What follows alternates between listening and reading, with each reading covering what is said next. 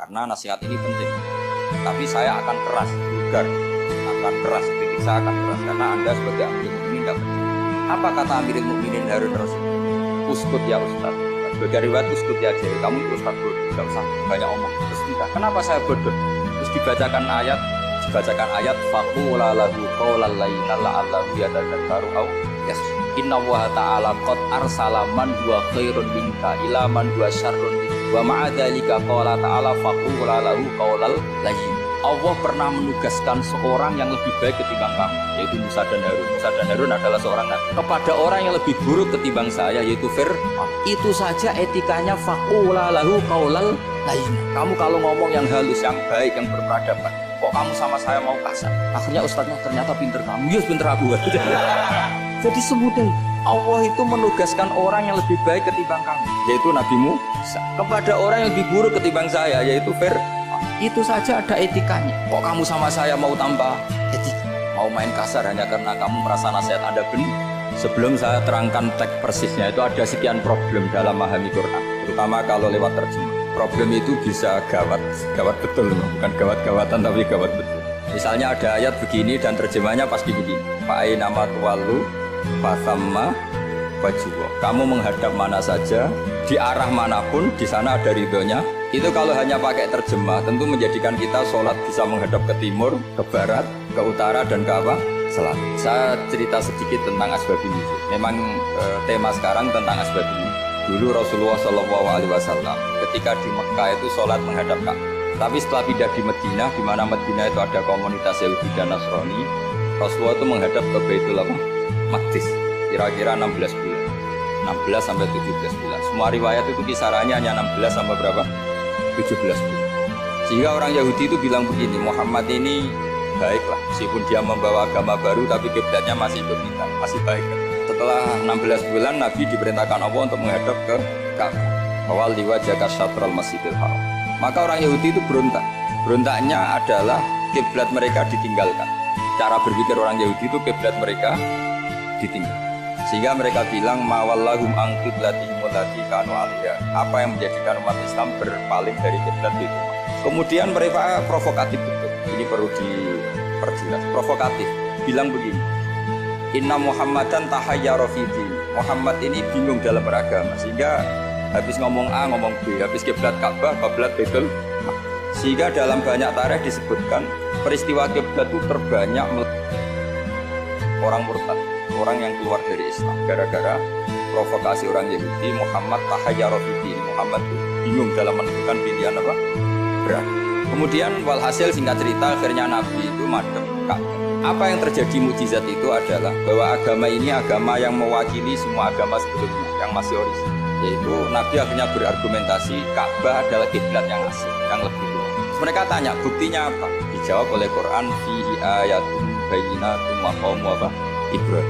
Ka'bah bukti tertua adalah di situ ada makam Ibrahim. Makam itu jejak kaki. Ya, kalau bahasa Indonesia makam itu kuburan, kalau dalam bahasa Arab makam itu jejak apa? Jejak. Sehingga diketahui oleh sejarah, dibuktikan di situ ada jejak kaki siapa? Nabi Ibrahim. Sementara nisbatnya Baitul Maqdis itu adalah kepada Nabi Musa dan Nabi Harun. Yang ini adalah turunan dari Nabi siapa? Ibrahim.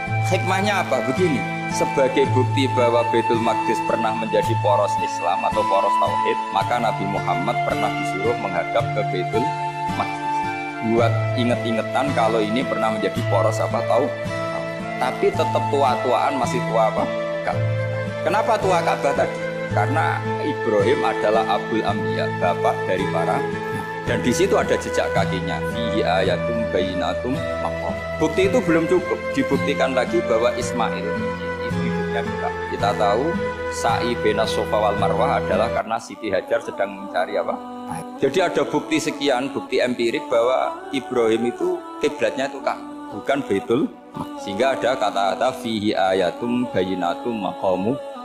Nah, tanpa ngerti asbabun nuzul, kamu akan mengartikan fa'i nama tuwal fasamma wajwa itu salah. Karena di situ kamu menghadap mana saja, maka di situ ada ridhonya. Maka para ulama memberi catatan, maksudnya begini, kamu menghadap kemana saja, asal itu yang diperintahkan Allah, maka di situ ada ridhonya. Harus seperti itu maknanya, disesuaikan dengan konteks asbabin Tanpa seperti itu tidak bisa. Dan masih banyak lagi kepentingan tentang asbab nuzul. Jadi problem sekarang adalah banyak mufassir yang hanya mengartikan dari terjemah. Itu bahaya sekali. Jika ada orang yang menikah secara mut'ah, itu kan mirip kayak transaksi zina. Mereka berdalil famastamta'tum bihi minhunna fa'atuhunna ujurahun. Perempuan yang sudah kamu nikmati, yang penting kamu bayar. Terjemahnya seperti itu. Karena ujur itu jamaknya ujroh. Itu fatal sekali. Padahal ayat itu begini, settingannya begini, setting siakul kalamnya atau asbab nuzulnya begini. Ini sekaligus, memang saya sengaja ngaji dengan tema yang berat untuk penghormatan pada yang ngaji. Kalau temanya ringan kan kayak TPG. Begini asbab nuzulnya begini. Wal muhsanatu minan nisa yang awal juz 5 itu ya, kita santai aja, yang awal juz 5 itu sebetulnya maktuf, diatafkan pada ayat hurrimat alaikum ummahatukum wa banatukum wa akhwatukum wa ammatukum wa kholatukum wa banatul akhi wa banatul. Jadi perempuan yang haram dinikah itu ada 7. Yang faktor nasab, yaitu siapa? Ibu, putri, saudara putri, bulik dari bapak, amah itu bulik dari bapak, kholah itu bulik dari ibu, keponakan dari saudara lelaki, keponakan dari saudara perempuan. Ini disebut haram karena nasab, nasab gen. Kalau orang Jawa bilang hanya 4 karena ngitungnya bulik baik dari bapak maupun ibu. Kalau orang Jawa bilang kan bulik terus keponakan dihitung 1. Padahal ada keponakan dari saudara lelaki, ada keponakan dari saudara apa? Perempuan. Wabanatul akhi wabanatul. Terus kedua haram karena rodok. Kita tahu dalam hukum Islam rodok adalah sama dengan nasab. Jadi ibu yang pernah menyusui kamu berarti jadi ibu kamu. Dan saudara sepenyusuan berarti menjadi saudara kamu. Ini disebut wa ummahatukum allati arda'nakum wa akhwatukum minar. Terus ketiga haram karena musyaharah, karena besanan. Jadi pagi ini misalnya saya nikah dengan Sri, bilang qabil tu nikaha wa taswijaha bil madmatur. Setelah nikah dengan Sri ini otomatis ibunya dia menjadi mertua. Otomatis haram saya apa? Nikah. Ini namanya haram karena musuh. Atau kamu punya anak Zaid. Zaid pagi ini akad dengan Sri. Berarti Sri adalah menantu Anda. Otomatis haram bagi Anda. Itu namanya haram karena musuh, haram karena bisana. Itu yang disebut waroba apa haram-haram itu kan seterusnya itu wa ummahatu nisaikum. Apa ibu dari istri-istri kamu. Memang ini agak jelimet, tapi memang syaratnya mufassir harus biasa jelimet. Jangan hanya nyari partai ayat-ayat untuk kepentingan partai. Wah, itu ngeri. Acuh, Quran dipakai kampanye. Terus itu berarti sudah 3 kan? Haram karena nasab, karena rodok, haram karena musuh. Terus yang keempat ini haram yang bukan karena sebab pada seorang perempuan, tapi karena istri orang. Disebut wal muhsanatu minan bisa. Haram menikahi perempuan yang masih milik orang lain. Orang lain yang menikahi ini, istilahnya Allah adalah lelaki yang menikahi perempuan ini adalah lelaki sing muhsini nawira musabihin, secara nikah yang sah. Nah, nikah yang sah itu begini dalam hukum fikih Islam. Saya nikah dengan Sri, kalau hanya akad, itu saya wajib bayar mahar hanya separuh. Jadi kalau saya janji bayar 1 miliar, berarti wajib bayar berapa? 500 juta. Kalau janjinya 100 juta, hanya bayar 50 juta. Itu yang wajib bil akdi. Nanti wajib sepenuhnya nunggu bil jima. Kalau sudah hubungan intim, baru wajib 100%. Jadi kalau ada di Jawa, nikah dengan seperangkat alat sholat, itu yang atasannya tok, itu wajib karena akad. Nanti bawahnya nunggu setelah hubungan apa? Intim. Nah, ini hukum Quran, bukan hukum saya. Makanya kan wa in talaqtumuhunna min qabli an tamassuhunna, saat terus panis suma faradtum, hanya wajib bayar setengah. Nah, perempuan yang sudah diajak hubungan intim itu kata Allah fa'atuhunna ujurahun, maka wajib kamu bayar penuh. Jadi ayat itu tentang perempuan yang sudah dinikah, kita harus bayar berapa? Harus bayar penuh. Ini penting saya utarakan. Nah, problem kita sebagai orang Indonesia ini juga problem Pak On, problem semua kiai. Mahar di Indonesia itu nggak bisa dibahas di Quran karena keterlaluan, kecilnya itu keterlaluan. Saya ini kan kiai, sering ngakatkan tuh sampai gosok seperangkat alat sholat. Itu ngawur sekali, ini mbak harus nggak mau. Jadi saya provokasi minimal itu ya berapa? 100 juta berapa? Pantasnya berapa? Pantasnya berapa? 10 gram itu berapa nilainya? Kan 1 gram 500.000 baru 5. Ya sudah mendingan itu 10 gram. Quran itu bayangannya gini, sambil latihan, yang hafal-hafal biar latihan. Jangan dapat beasiswa karena hafal tapi nggak jelas hubungannya. Quran tuh bayangannya gini, ini nggak mungkin Quran ini bisa dibaca di Jawa. Wa in aradtum istibdala zaujin makana zauji wa ataitum ihdahunna qintaran fala ta'khudhu minhu syai'an. Jika kamu nikah sama seorang perempuan, kemudian kamu cerai, maka mahar yang sudah kamu berikan jangan ambil lagi. Karena mahar di Arab itu mahal, 100 juta, kadang mobil Alphard, kadang GMC. Sehingga setelah menceraikan tuh kebayang menarik. Kok enak, dulu saya memberikan itu kan karena dapat servisnya, sekarang sudah saya cerai, saya tarik. Kalau mahar di Indonesia kan seperangkat alat sholat. Jadi gak kebayang ada kalimat fala ta'khudhu minhu syai'a, jangan ambil lagi. Kebayang ngambil aja enggak? Apalagi kalau nikahnya sudah 2 tahun kan sudah lusuh, sudah. Tapi kalau di Arab itu kebayang karena mahal. Makanya orang Arab suka nikah orang Indonesia karena murah. Jadi bahasa kintoron tuh harta yang nggak ternilai. Wa ataitum ihdahunna kintoron, yang nggak ternilai, mahal betul. Itu pernah saya hitung, ada yang mahar itu 400 juta, ya sekira-sekira. Nah makanya setelah dicerai Allah memperingatkan, setelah kamu kasihkan ya jangan minta lagi. Kenapa kepikiran minta? Karena jumlahnya besar. Kalau di Indonesia kepikiran nggak minta, nggak kepikiran, saking kecil. Seperangkat alat sholat kadang 1 juta. 1 juta itu setelah hubungan intim, sebelumnya yang wajib hanya 500. Itu kan nggak kebayang. Makanya susah ngartikan Quran di Indonesia, kadang susah karena kadang terlalu. Itu pernah Sayyidina Umar radhiyallahu anhu pernah bilang begini, wahai para perempuan, mahar itu jangan mahal-mahal, kasihan para lelaki. Itu ada perempuan alimah ya, orangnya alim betul. Meskipun nggak pernah sekolah di UI, tapi alim itu. Itu usul langsung gini, ya Amirul Mukminin, laisa dzalika laka ya Amirul Mukminin. Waqad qala ta'ala wa atiitum ihdahunna qintaran. Kamu hanya seorang Amirul Mukminin, tidak berhak bikin aturan pembatasan mahar. Allah saja tidak batasi, kenapa kamu batasi? Sehingga dulu yang namanya nikahnya Sulaiman Agung atau Jamaluddin siapa Ratu Agung, kalau hadiah ya sampai tas mahal itu. Ini kan dari bahasa Arab mumtaz mahal. Mumtaz itu istimewa, mahal itu tempat. Dia punya istri yang sangat dicintai, dikasih hadiah mumtaz mahal. Terus ilat Jawa jadi apa? Tas mahal. Itu sama Mujid Ulil Albab kalah. Itu kalau cerai kan kepikiran minta lagi. Dikasihkan yang baru. Tapi kalau di Indonesia tidak mungkin karena apa tadi? Seperangkat alat sholat. Begitu nyari yang murah lagi. Yang bagus pitanya, bungkusnya yang bagus.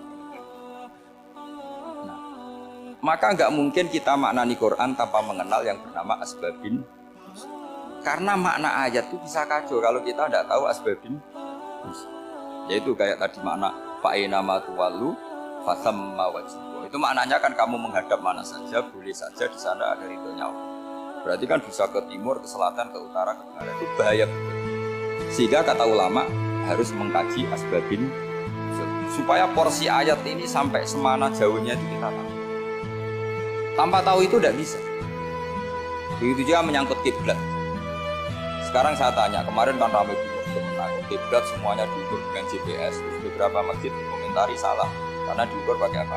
GPS. Kalau dalam bahasa falak disebut yaumarostil kiblat. Memang bisa diilmu.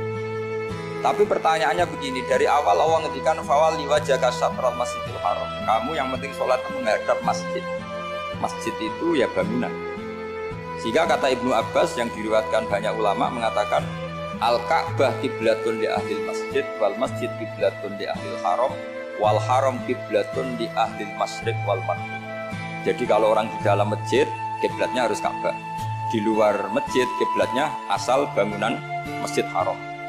Tapi di luar sini kayak di Indonesia boleh semua tanah. Kenapa begitu? Kata Ibnu Abbas, karena Quran turun bilisanin Arabiyyin. Jadi kalau orang Jogja kalau mau ke Jakarta arahnya kemana? Barat. Itu sebetulnya ketika Anda ke barat itu persis Jakarta, apa bisa saja lepasnya itu Pangandaran. Tapi orang itu akan bilang kalau ke barat ya ke Jakarta. Meskipun presisi Anda tepatnya di Pangan. Nah kiblat seperti itu, asal orang menghadap ke barat itu orang sudah bilang ke, nggak usah sedetail misalnya harus pas kan. Saya pernah debat sama tim ahli Kemenang. Nggak bisa Gus, sekarang ada JPL harus tepat Ka'bah. Terus saya bilang gini, kalau teori Anda benar, berarti semua masjid luasnya maksimal 16 meter. Ka'bah itu luasnya hanya 16 meter. Berarti Masjid Ulil Albab yang pojok sana sama pojok sana, kira-kira itu ya sudah tidak kena Ka'bah. Kalau harus tepat, Ka'bah itu kan diameternya hanya 16 sampai 18 kalau nggak salah. Berarti semua masjid kalau ingin tepat Ka'bah harus pas 16. Kalau terlalu luas pilihannya harus cekung. Kan jadi aneh. Makanya saya tuh sering Pak, dulu saya ini biasa debat fikih kalau di fraksi pesantren namanya Basul Masal. Saya punya teman yang paling kurang ajar, yang paling saya kenang dalam baca sejarah. Dulu itu kalau debat fikih itu ya seru. Kalau aturan fikih kan gini, soft paling baik itu kan soft pertama, baru kedua, baru ketiga. Yang paling keren kan soft awal, soft. Terus teman saya bilang gini Pak, ya kalau gitu gini aja Gus, desain masjid itu memanjang utara selatan, biar semuanya soft awal. Gara-gara didesain begini kan ada soft 2, soft 3. Apa susahnya kita bikin mulai awal supaya masjid memanjang utara Pak selatan, supaya semuanya soft. Ya kalau ada hukum ya diimplementasikan dalam desain bangunan katanya. Itu kan kacau.